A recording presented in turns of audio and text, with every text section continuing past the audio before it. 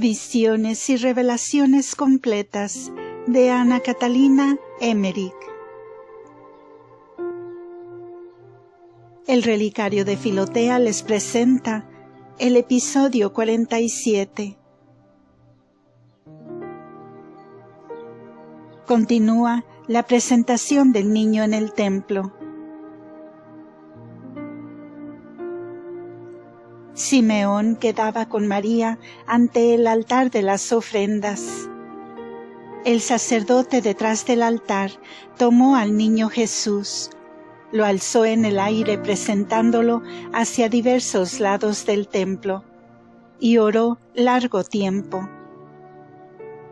Después entregó el niño al anciano Simeón, el cual lo puso en brazos de María, leyendo ciertas oraciones en un rollo puesto a su lado sobre un atril. Simeón volvió a conducir a María delante de la balaustrada, de donde fue llevada por Ana, que la esperaba al sitio donde estaban comúnmente las mujeres. Había allí una veintena de ellas, que había concurrido para presentar a sus primogénitos. José y los demás hombres estaban más lejos, en el sitio designado. Los sacerdotes que estaban delante del altar comenzaron un servicio con incensarios y oraciones, y los que se encontraban sentados tomaron parte en él, haciendo ademanes, aunque no exagerados como hacen los judíos de hoy. Terminada esta ceremonia, Simeón acercóse a María, recibió al niño en sus brazos y, lleno de entusiasmo, habló de él durante largo tiempo, en términos sumamente expresivos.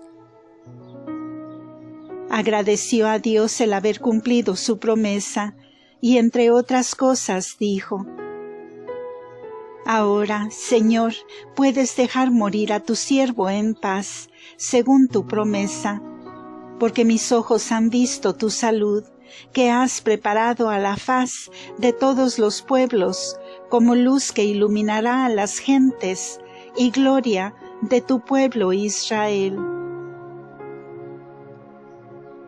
José se había acercado después de la presentación y escuchó, igual que María, con sumo respeto, las inspiradas palabras de Simeón, el cual, bendiciendo a ambos, dijo a María: He aquí que éste está puesto para caída y para levantamiento de muchos en Israel, y en señal de contradicción. Una espada traspasará tu alma, para que sean manifestados los pensamientos de muchos corazones. Al terminar su discurso, Simeón, la profetisa Ana, se sintió inspirada y habló largo tiempo del niño Jesús, dando a su madre el nombre de bienaventurada. He visto que todos los presentes escucharon esto con devoción, sin que resultara desorden alguno. Me parece que los sacerdotes también oyeron estas cosas. Parecía que aquella manera de rezar en alta voz no fuera cosa insólita, que sucedían con frecuencia estas cosas, y que era natural que así sucedieran en el templo. Todos los presentes manifestaban grandes muestras de respeto al niño y a su madre. María brillaba como una rosa del paraíso. En apariencia, la Sagrada Familia había presentado de las ofrendas la más pobre, pero José dio al anciano Simeón y a la profetisa Ana secretamente muchas pequeñas monedas amarillas triangulares, con intención de favorecer especialmente a las vírgenes pobres que se educaban en el templo y que no tenían medios para costearse el mantenimiento. He visto luego que la Virgen era llevada con su niño por Ana y Noemí al atrio desde donde la habían traído, y allí se despidieron. José ya se encontraba allí con los dueños de la casa donde se alojaban. Como habían traído el asno, María montó en él, con el niño en brazos, y saliendo del templo se dirigieron a Nazaret, atravesando Jerusalén.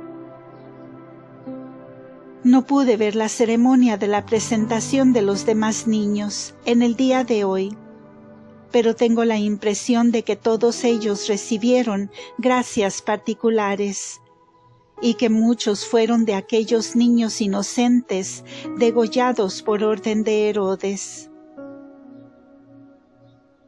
Toda la ceremonia de la presentación debió terminar a eso de las 9 de la mañana, pues a esa hora he visto que partía la Sagrada Familia de Jerusalén.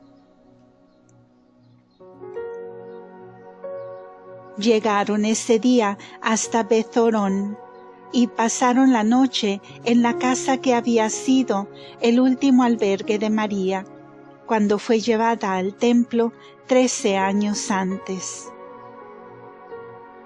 Me pareció que la casa estaba habitada por un maestro de escuela. Algunas personas enviadas por Ana los estaban esperando para acompañarlos. Al volver a Nazaret, siguieron un camino más directo del que habían tomado para ir a Belén, porque entonces evitaban las aldeas y entraban solo en las casas aisladas que encontraban. La borriquilla que les había indicado el camino cuando fueron a Belén había quedado en casa de un pariente de José, porque pensaba éste volver a Belén y construirse allí una vivienda en el Valle de los Pastores. De esto había tratado con ellos, y les decía que volvía a Nazaret solo para que María pudiera pasar algún tiempo en casa de su madre, a reponerse de las incomodidades sufridas en el mal alojamiento de Belén. Había dejado por esto muchas cosas en poder de los pastores, por la intención que tenía de volver. José llevaba unas monedas muy raras que había recibido de los Reyes Magos.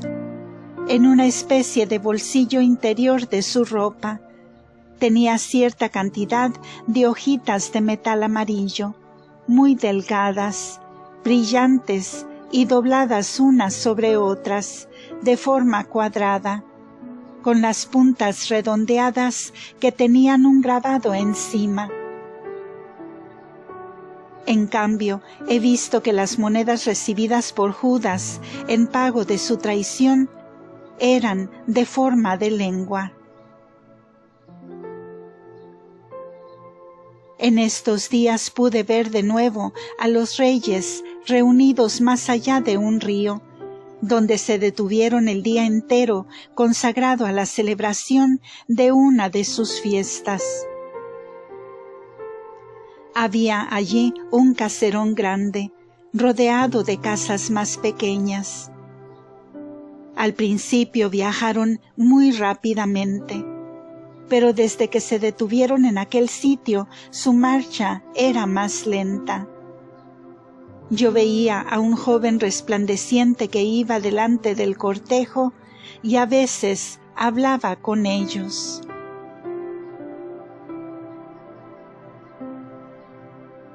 Muerte de Simeón. El anciano Simeón tenía 3 hijos, el mayor de unos 40 años y el más joven de unos 20, y los 3 estaban empleados en el templo. Más tarde se hicieron amigos fieles, aunque secretos, de Jesús y de sus discípulos, y después lo fueron también ellos. No recuerdo si antes de la muerte de Cristo o después de su ascensión al cielo. Fue uno de ellos el que en la última cena preparó el Cordero Pascual para Jesús y los apóstoles.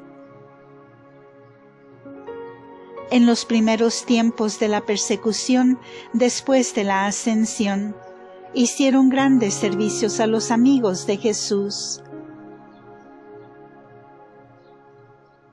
No recuerdo ahora si todos esos hombres fueron hijos o nietos de Simeón. Simeón era pariente de Serafia, más tarde Verónica, como también de Zacarías, por medio del padre de Verónica.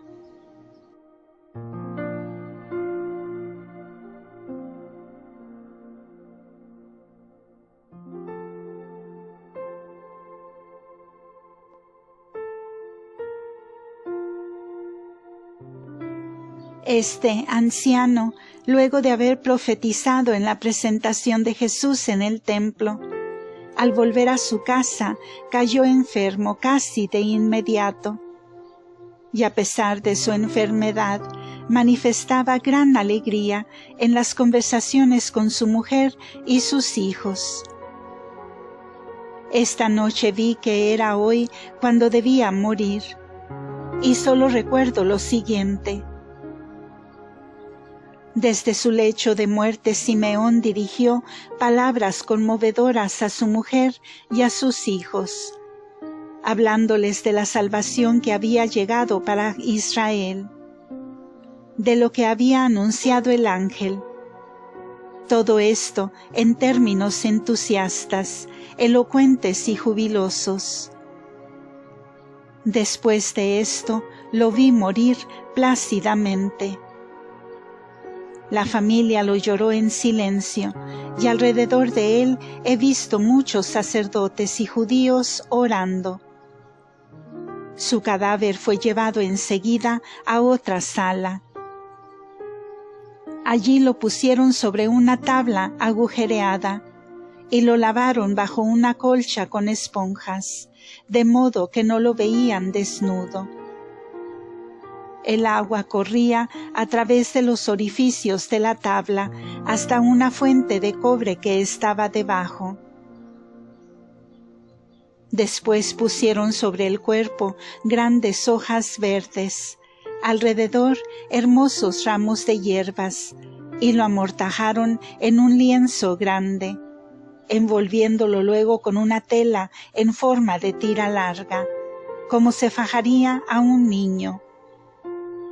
Su cuerpo estaba tan rígido e inflexible que parecía atado a la tabla. La misma noche lo enterraron. Lo transportaron 6 hombres, llevando luces.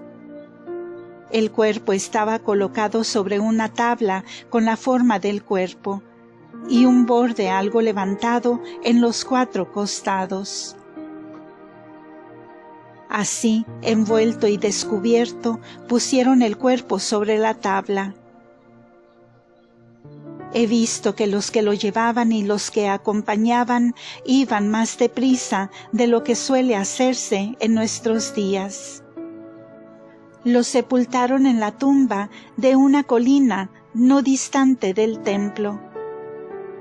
La bóveda tenía en su parte exterior la forma de un montículo, donde se había colocado desde afuera una puerta oblicua con trabajo de albañilería en la parte interior, hecha de un modo particular, que me recordó el tipo de obra que hacía San Benito cuando edificó su primer monasterio. Las paredes estaban adornadas de flores y estrellas con piedras de diferentes colores, tal como era la celda de la Virgen en el templo. La pequeña bóveda donde pusieron a Simeón tenía apenas el espacio para circular alrededor del cadáver. Tenían otras costumbres en los entierros, tales como dejar monedas, piedrecillas y creo que también alimentos, aunque ya no recuerdo bien estas cosas.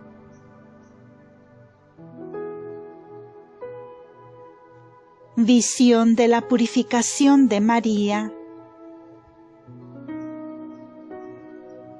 La fiesta de la Candelaria o purificación se me mostró en un gran cuadro que ahora me es difícil explicar.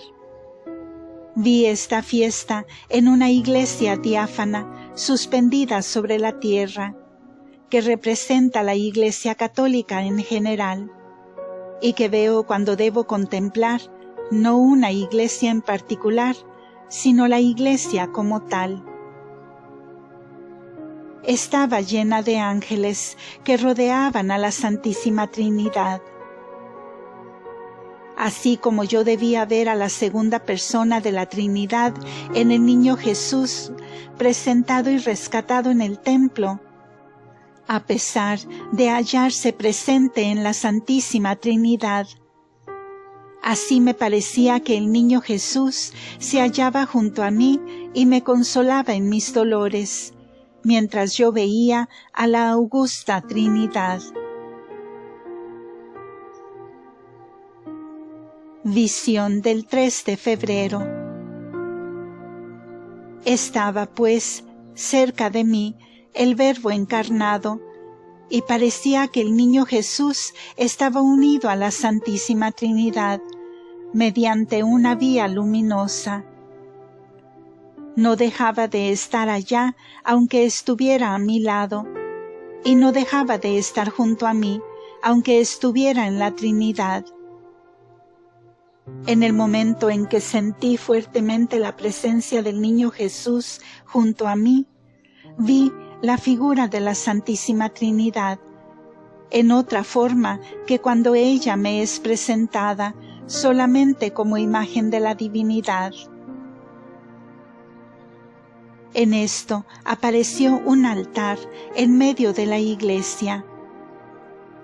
No era un altar determinado de una de nuestras iglesias, sino un altar en general y simbólico. Sobre él había un árbol pequeño con grandes hojas colgantes, como había visto que era el árbol de la ciencia del bien y del mal en el paraíso terrenal. Después vi a la Virgen Santísima con el niño Jesús en brazos, como si emergiese de la tierra, delante del altar, mientras el árbol que estaba sobre él se inclinaba ante ella y se secaba de inmediato. Después vi que un ángel de vestiduras sacerdotales, con un aro luminoso en la cabeza, se acercaba a María. Ella le dio el niño y el ángel lo puso sobre el altar. Y en el mismo momento vi al niño en el cuadro de la Santísima Trinidad, la cual contemplé esta vez en su forma común. Vi que el ángel daba a María un pequeño globo, sobre el cual había una figura como de un niño fajado, y María, después de haberlo recibido, quedó suspendida en el aire sobre el altar. De todos lados salían brazos llevando antorchas que se dirigían hacia ella, y María las presentaba al niño, sobre el globo en el que entraron de inmediato. Las antorchas formaron por encima del niño y de María un resplandor de luz que iluminaba todo el cuadro. María desplegaba un amplio manto sobre toda la tierra. Luego todo cambió y se transformó en otra escena que parecía la celebración de una fiesta. Creo que la muerte del árbol de la ciencia del bien y del mal en el momento de aparecer María y la absorción del niño ofrecido sobre el altar dentro del cuadro de la Santísima Trinidad debían ser imágenes de la reconciliación de los hombres con Dios. Por esto mismo he visto que las luces dispersas, presentadas a la Madre de Dios y remitidas por ella al Niño Jesús, se convertían en una sola luz en Jesús, que es la luz del mundo, que ilumina a todo hombre y al mundo entero, representado por aquel globo como por un globo imperial. Las luces presentadas indicaban la bendición de las candelas que se celebra en la fiesta de la Candelaria.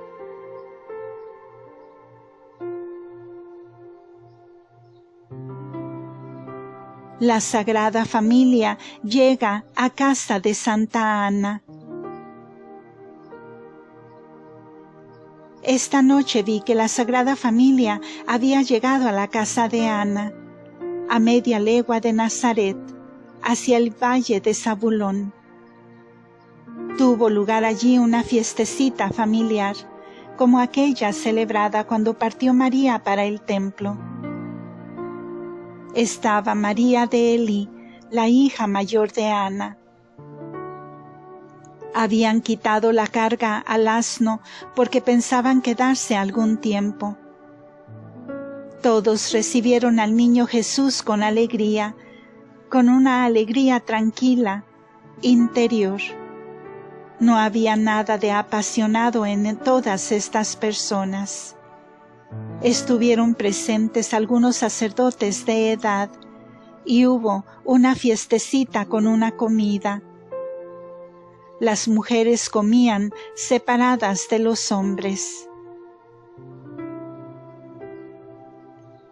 En otra ocasión veo de nuevo a la Sagrada Familia en casa de Ana. Están presentes algunas mujeres, entre ellas María Elí, hija mayor de Ana, con su hija María de Cleofás. Veo además a otra mujer del país de Santa Isabel, y aquella sirvienta que había estado con María en Belén. Esta sirvienta, después de perder a su marido, que la había tratado mal, no quiso volver a casarse y se fue a Juta, a casa de Isabel, donde María la conoció cuando fue a visitar a su prima. De allí la viuda fue a casa de Ana.